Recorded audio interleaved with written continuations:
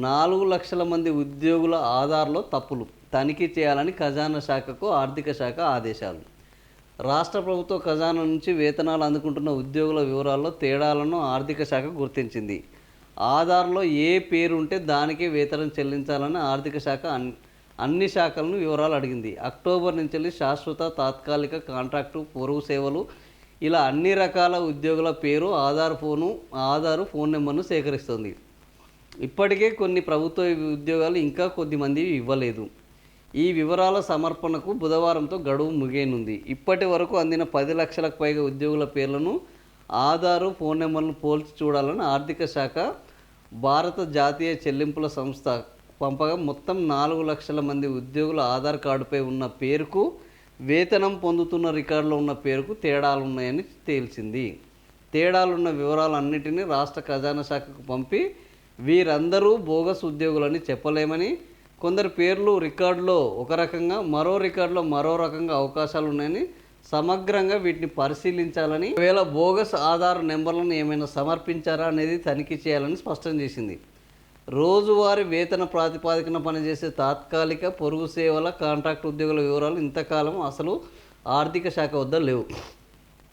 కేవలం రెగ్యులర్ ఉద్యోగుల వివరాలు మాత్రమే ఉన్నాయి. మిగిలిన వారి వివరాలు ఏ శాఖలో పనిచేస్తే ఆ శాఖ కార్యాలయాల వద్దనే ఉన్నాయి. ఉదాహరణకు ప్రతి యూనివర్సిటీకి స్వయం ప్రతిపత్తి ఉంటుంది. వాటి వేతనాలు, అభివృద్ధి, పరిశోధనలకు గ్రాంట్ పేరుతో ప్రభుత్వం బడ్జెట్ కేటాయిస్తుంది. వీటిని ఎలా ఖర్చు పెడుతున్నారనే వివరాలు ఆర్థిక శాఖకు ఏ యూనివర్సిటీ ఇవ్వడం లేదు.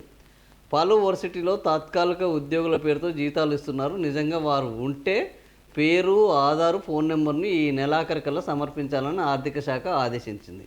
ఇలా అడగడం తమ స్వయం ప్రతిపత్తిని ప్రశ్నించడమే అవుతుందని కొన్ని వర్సిటీలు అంటున్నాయి. కానీ ప్రభుత్వం నెల నెల వేతనాలకు నిధులు విడుదల చేస్తున్నందుకు ప్రతి కేటగిరీ ఉద్యోగుల వివరాలు ఇవ్వకపోతే ఎలా అని ఆర్థిక శాఖ ప్రశ్నిస్తోంది. వేతనాలు కావాలంటే ఈ నెల 31 కల్లా వివరాలు సమర్పించాలని ఆర్థిక శాఖ స్పష్టం చేసింది. ఈ ఆదేశాలపైన కొన్ని ప్రభుత్వ సంస్థలు వ్యతిరేకత వ్యక్తం చేయడంపైన ప్రభుత్వం ఆగ్రహం వ్యక్తం చేసింది. సో ఇది ఉద్యోగుల యొక్క చేతివాటం. వాస్తవానికి ప్రభుత్వాలు ఏ ఉన్నా, పార్టీలు ఏవి అధికారంలో ఉన్నా ఉద్యోగుల వేతనాల మీద ప్రభుత్వం చాలా ఖర్చు చేస్తుంది. ప్రజలు ఇస్తున్న ట్యాక్సుల్లో అత్యధికం నెల నెల టెన్షన్గా పోయేది ఎవరికయ్యా అంటే ఉద్యోగుల వేతనాలు, ఉద్యోగుల పెన్షన్లు. వీళ్ళిద్దరికే సింహభాగం బడ్జెట్లో వాళ్ళకు కేటాయించాల్సి వస్తుంది. అయితే ఉద్యోగులు ఇప్పుడు ఎంత విచిత్రము అంటే యూనివర్సిటీలో డబ్బులు ప్రభుత్వం ఇవ్వాలి, కానీ ఆ డబ్బులు ఎట్లా ఖర్చు చేశారని మాత్రం అడగడానికి వీల్లేదు. ఇది ఒక యూనివర్సిటీలనే కాదు, అటానమస్ బాడీలో అని చెప్పుకునే అనేక సంస్థలలో ఇలాంటి వ్యవహారం కొనసాగుతుంది. వాళ్లకు నచ్చిన వాళ్ళను నచ్చిన వేతనంతో నచ్చిన అంతకాలం పెట్టుకుంటున్నారు. సో ఇక్కడ రాజకీయ ఉద్యోగాలు కూడా ఎక్కువగా ఉంటాయి. ఈ పొలిటికల్ వీళ్ళని అపాయింట్మెంట్స్. సో ఏ పార్టీ అధికారంలోకి వస్తే ఆ పార్టీకి సంబంధించిన వాళ్ళు వెంటనే గతంలో ఉన్న వాళ్ళని తొలగించడం, ఇప్పుడు ఉన్న వాళ్ళని అక్కడ పెట్టుకోవడం, ఇది సర్వసాధారణంగా జరుగుతుంది. కాబట్టి వీళ్ళ పేర్లు, వాళ్ళకిచ్చే వేతనాలు కూడా సరిగ్గా తెలియదు. వాళ్ళకు వాళ్ళ పేరు మీద వేతనాలు, అలవెన్సులు, సదుపాయాల కోసము వీళ్ళు డ్రా చేస్తున్నారు. డ్రా చేసిన అమౌంట్లు మాత్రం అవన్నీ ఉద్యోగులకు కూడా అందడం లేదు. సో ఇలాంటి అవకతవకలు, ఇలాంటి చేతివాటాలు బ్రహ్మాండంగా జరుగుతున్నాయి. ఇది కేవలము ఒక స్వతంత్ర వ్యవస్థలోనే కాదు, అవుట్సోర్సింగ్ విధానంలో ఉన్నది, కాంట్రాక్ట్ విధానంలో ఉన్నది. ఇక ఇప్పుడు ఏంటంటే ప్రభుత్వ శాఖల్లో కొనసాగుతున్న వాళ్ళు కూడా ఆధార్లో ఒక పేరు, తీసుకుంటున్న రికార్డులో ఒక పేరు ఉన్నాయి. అయితే వాస్తవానికి కొంతమంది ఆధార్లో ఒక పేరు ఉంటుంది, రికార్డులో 10th క్లాస్ ప్రకారం ఒక పేరు ఉంటుంది. ఆఫ్టర్ మ్యారేజ్ వాటి పేర్లు మారుతున్నాయి. వీటిని చెక్ చేసుకుంటే అసలు బోగస్ అనేది ఒకటి తేలుతుంది. కానీ స్వతంత్ర వ్యవస్థలో ఉన్న ఈ ఆర్థిక ఖర్చుకు సంబంధించి ఉద్యోగుల వివరాలు కనుక సేకరించకపోతే ఇది మరింత అవినీతిమయంగా మారే అవకాశం ఉన్నాయి. ఈ స్వతంత్ర వ్యవస్థల మీద కూడా నిఘా ఉండాలి, స్వతంత్ర వ్యవస్థలకు కూడా ఆడిటింగ్ ఉండాలి. వాటికి ఎవరైతే డబ్బులు ఇస్తారో ఆ డబ్బులు ఇచ్చే వాళ్ళు ఖచ్చితంగా వాటిని అడిగే హక్కు ఉండాలి.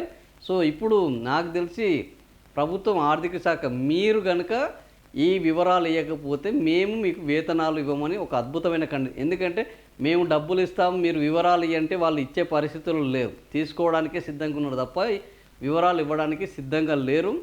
మీరు వివరాలు ఇవ్వకపోతే మేము డబ్బులు ఇవ్వము అనే కండిషన్ పెడితే తప్ప వాళ్ళు వివరాలు ఇస్తారు.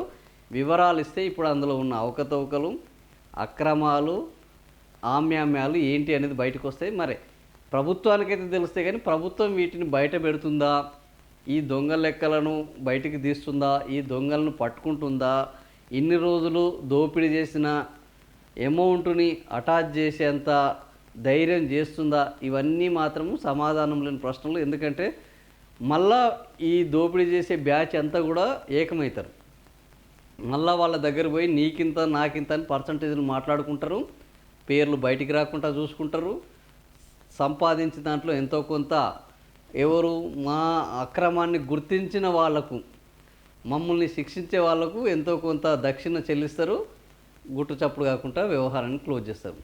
వాస్తవానికి ఇన్నేళ్ల నుంచి వెళ్ళి వీళ్ళ యొక్క డీటెయిల్స్ ప్రభుత్వ శాఖల దగ్గర, ప్రభుత్వం ఏ శాఖల నుంచి వెళ్ళి డబ్బులు కేటాయిస్తుందో ఆ డబ్బులు కేటాయించే వాళ్ళు ఏ ప్రాతిపాదికన ఈ లిస్టు లేకుండా కేటాయిస్తున్నా అనేది ఒక విచిత్రం. సో మరి ఈ విచిత్రానికి ఇప్పుడన్నా వీళ్ళు ఏమన్నా సమాధానం వెతుకుతారా, ఈ దొంగల్ని పట్టుకొని శిక్షిస్తారా లేదా చూడాలి.